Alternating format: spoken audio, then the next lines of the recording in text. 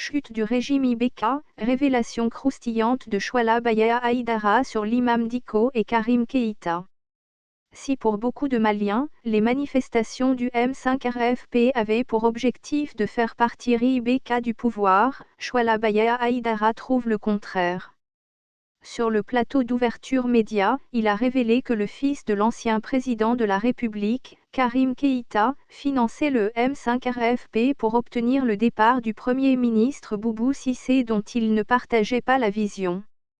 L'imam Mahmoud Dicko est accusé d'être au courant de ce coup contre son fils. Il y avait, si l'on s'en tient à ces révélations fracassantes de Chouala, une combine secrète entre Mahmoud Dicko et l'enfant terrible du président démissionnaire IBK, Karim Keïta. Selon le jeune prêcheur Mohamed Chouala Baya Haïdara, Mahmoud Dicko, ex-autorité morale du mouvement du 5 juin Rassemblement des forces patriotiques, M5 RFP, ourdissait, à travers les manifestations, bien sûr en catimini, avec Karim Keïta contre le Premier ministre de l'époque. Je ne le cache pas, les manifestations ne visaient pas le départ d'IBK, elles avaient pour but de faire démissionner l'ex-premier ministre Boubou Cissé, exprime le prêcheur avant d'ajouter « Je jure que l'imam Mahmoud Dicko le savait, l'objectif était le départ de Boubou Cissé, et non celui d'IBK. » Karim Keïta avait financé la manifestation. Karim Keïta et Mahmoud Dicko démentent ce que vient de révéler, si c'est faux.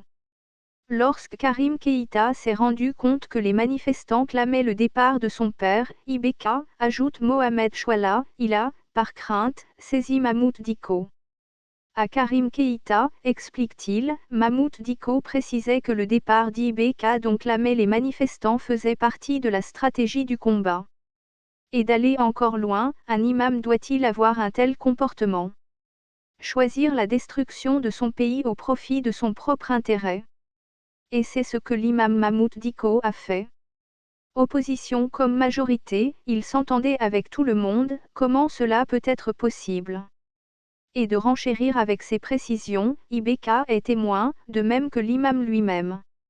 On donnait de l'argent à Mahmoud Dicko après chaque sortie ou manifestation, ces précisions, révélées lors d'un entretien établissent d'autres faces sombres de l'histoire, pourquoi Dicko prenait de l'argent avec Boubou Cissé. Pourquoi l'imam appelait l'ex-premier ministre Boubou Cissé pour lui demander le paiement de ses dettes que le gouvernement devrait payer? Pourquoi l'imam appelait Boubou pour lui demander de donner des marchés à certaines personnes? Donc, l'objectif n'était pas IBK, mais plutôt la résolution d'un problème personnel, va-t-il dire. Source, Le Pays.